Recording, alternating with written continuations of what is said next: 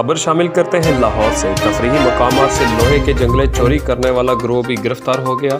मुलजिमान handle lock तोड़कर motorcycle चोरी करने के भी माहिर थे। वहदत कॉलोनी पुलिस की बेहतरीन कार्रवाई।